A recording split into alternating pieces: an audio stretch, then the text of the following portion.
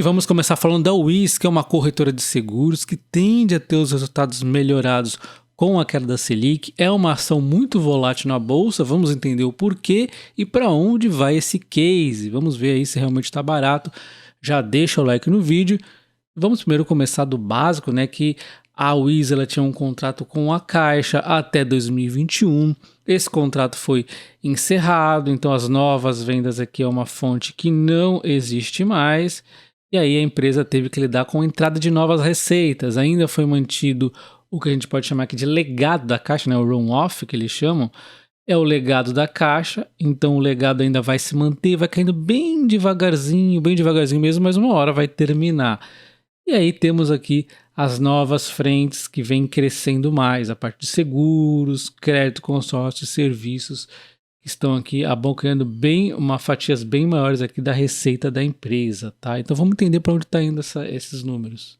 E observando o segmento de seguros, que é o mais relevante para o Wiz, olhando aqui a receita, nós temos um crescimento de 31,8% em relação ao ano passado, né?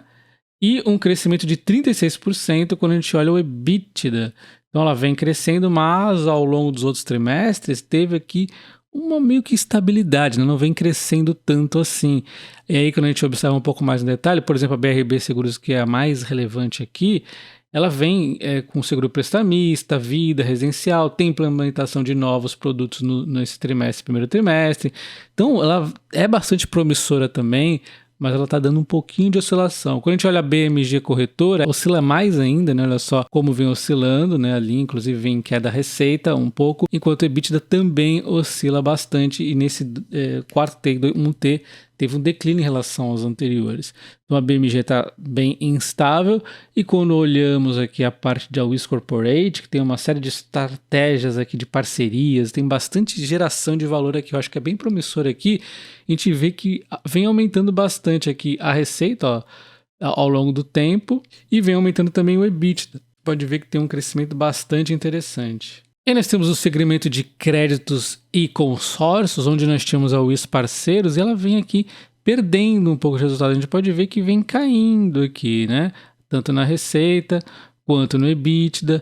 Porém, podemos observar que a empresa entrou com uma nova frente agora promotiva, e é um parceiro bastante interessante aqui que pode levar um crescimento legal, né? Um crescimento aqui já trouxe um bom resultado na receita, isso porque nem está consolidado o trimestre inteiro. Também trouxe aqui no EBITDA, acabou salvando, né, a promotiva, a nova frente dela acabou salvando aqui o segmento de crédito e consórcio. Então a promotiva é bastante promissora, inclusive, para a empresa. E na parte de segmento de serviços, a receita até que está um pouco estável, deu uma quedinha, mas o EBITDA deu uma oscilada. Tivemos aqui impactos de rescisões extraordinárias, uns custos aqui que a gente pode chamar, vamos meio que no recorrente, né? Então é pontual, ela está se ajustando aqui ainda. Tem que ter um pouco de paciência aqui também, né?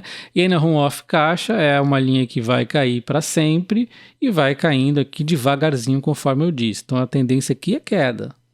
Quando a gente olha em qualquer site os resultados da Wiz, a gente vai ver os números consolidados. Então não é o mais adequado, mas dá para a gente ter uma visãozinha que o grupo como um todo, se ela tivesse 100%, estaria crescendo a receita, o lucro estaria estável, com alguma dificuldade, porque as margens ainda estão se ajustando também, né?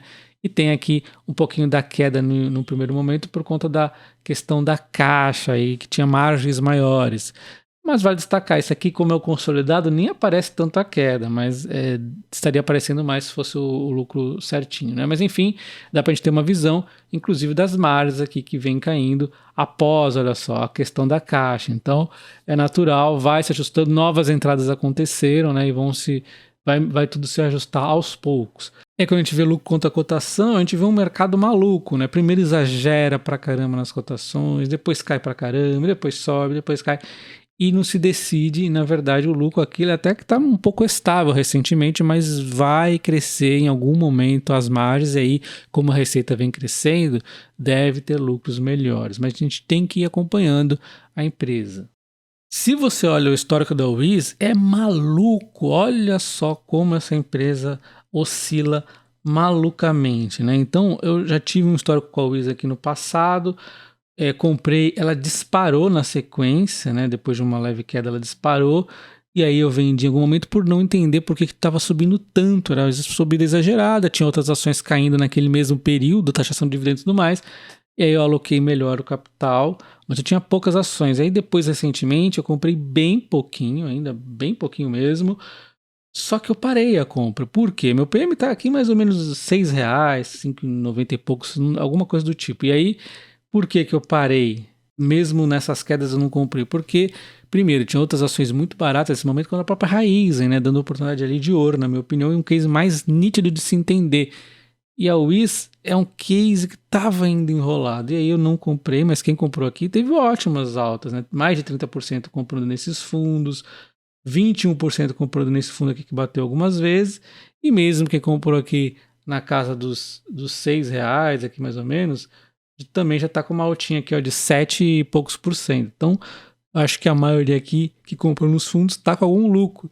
E fica essa dúvida. Eu acho que é um case que pode dar uma explosão novamente, mas é um case um pouco difícil. A gente tem que ver como vai sair o resultado do trimestre. Eu vou estar esperando para tomar alguma decisão. Lembrando que ela é uma empresa muito volátil, mas na minha opinião não é uma empresa que a gente compra, como por exemplo a Magazine Luiza, com pressa para vender. Não, eu poderia, de repente, nesse momento que todas as ações estão subindo e ela está em baixa, depois do resultado do segundo trimestre, se eu gostar, pode ser que eu compre e fique com ela aí, sem pressa. É aquela ação que eu gosto do tipo que eu vou aproveitar uma alta e em algum momento reavaliar se de repente eu vou vender. Não é uma ação que com certeza é para aposentadoria, mas é uma ação que eu não tenho pressa de vender. Eu não gosto muito de cases que, como Magazine Luiza, algumas incorporadoras, cases que a gente sabe que poderia subir muito com a Selic caindo, mesmo assim são aqueles cases que a gente tem pressa para vender, que é um case mais enrolado. Pelo menos na minha opinião, cases que eu não gosto muito, principalmente aí essas de varejo aí para mim é maluquice, tá? Mas a Wiz não, ela poderia ficar aqui tranquilamente 3 anos na minha carteira, até porque paga dividendos, né? A não ser que o case mude. Nesse case é um case interessante, mas, de novo, Caixa Seguridade seria a buy and hold mesmo para aposentadoria, a Wiz uma oportunidade, vamos assim dizer, que pode ficar um tempo na carteira sem pressa. E a próxima ação que eu vou comentar é a Intelbras, uma ação de crescimento mais voltada aqui ao setor de tecnologia, também em telecomunicações e outras frentes também, na verdade. E é uma empresa que eu não invisto por investir mais em ações de crescimento lá no exterior. Aqui eu não tenho nenhuma ação, mas assim, é uma ação interessante. Se eu fosse investir em alguma aqui no Brasil desse ramo aqui, seria a Intelbras, tá? Ela tem aqui um PL e um PVP pertinente para uma ação de crescimento, como a Intelbras é, um dividendo aqui que vai crescendo ao longo do tempo, não é um dividendo fantástico, é uma ação de crescimento. Tem uma valorização um pouco tímida nos últimos 12 meses, embora os resultados tenham sido muito bons. A gente pode ver aqui a receita da empresa vem crescendo aqui constantemente, aqui já no novo trimestre já tem mais um crescimentinho acontecendo, e o lucro também vem crescendo. Isso no momento que a empresa está após a IPO recente também, né? Tiver aqui o patrimônio crescendo bastante também, a receita aqui também, né? E o lucro também. E aí a gente vê então ó, a receita aqui na visão da empresa, um KGR muito interessante, um crescimento aqui muito forte. Também nesse trimestre em relação ao ano passado, a mesma coisa com o EBITDA, que é mais interessante ainda a gente ver um crescimento acontecendo bastante interessante. Aqui foi um não recorrente esse branquinho aqui, mas vem um crescimento, um KGR bastante forte também, trimestre a trimestre e ano a ano, na verdade. A Intelbras tem um grupo de produtos gigantesco. Olha só alguns exemplos que eu vou mostrar, como por exemplo a casa inteligente, aí tem bastante tecnologia envolvida, né? Um crescimento bastante interessante, segurança eletrônica com uma série de produtos muito variados. Temos aqui a parte de redes também é muito importante, muito famosa ela nesse setor, tem muitos produtos também aqui. Tem a parte de comunicação, né, webcam também, várias antenas e tudo mais. Tem a parte aqui de telecom, a 5G, que é muito importante também. Energia, ela tem aqui também, vem crescendo muito nessa frente para ela, energia solar. Então ela vende aí os painéis solar, por exemplo, né? E temos também carregadores, né? E aí, por exemplo, carregadores para carros, né? Então também energia aqui bastante promissora na empresa. Entendendo um pouco mais da empresa, a principal frente é a parte de segurança, representando 51% da receita da empresa, e aqui ela destaca que tiveram ganhos operacionais, melhorando os custos e a margem bruta. Está indo muito bem, melhorando em relação ao quarto trimestre, melhorando em relação ao primeiro trimestre de 2022. um crescimento interessante. A gente vai ver aqui no longo do tempo, mais longo, para ver como foi bom a empresa, o crescimento dela. Nós temos aqui a segunda maior frente, é a parte de energia, tá? Com 27%, e aqui ela teve o problema, né, no início do ano, com os microgeradores e solares off-grid diminuindo a demanda por conta da questão dos impostos e tudo mais. Eles falam que vai passar, vai reagir aqui em relação à nova realidade da construção do funil de projetos com ciclo mais longo para fechamento das vendas. Então, é algo que segue promissor, mas óbvio, vai ter aqui uma retomada, né? Então, precisa de um pouco também de paciência nessa frente aqui. A gente vê que tem um crescimento em relação ao primeiro trimestre, sim, porém um declínio aqui em relação ao quarto trimestre, que é natural neste momento agora, tá? E aí nós temos então a parte de comunicação, que está indo bem, né? 22%, está indo bastante perene, melhorando em relação ao quarto trimestre, em relação ao primeiro trimestre também.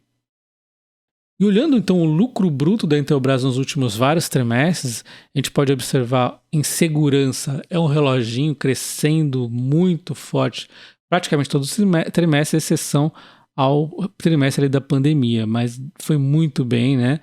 E na segurança, enquanto aqui comunicação teve um crescimento, mas meio que lateralizou por boa parte, né, do período. Aí teve um crescimento, uma lateralizaçãozinha, um crescimento, mas cresceu um pouco de patamar. Porém, é um crescimento mais bem assim perene, oscilando um pouco e lateralizando ao longo do tempo.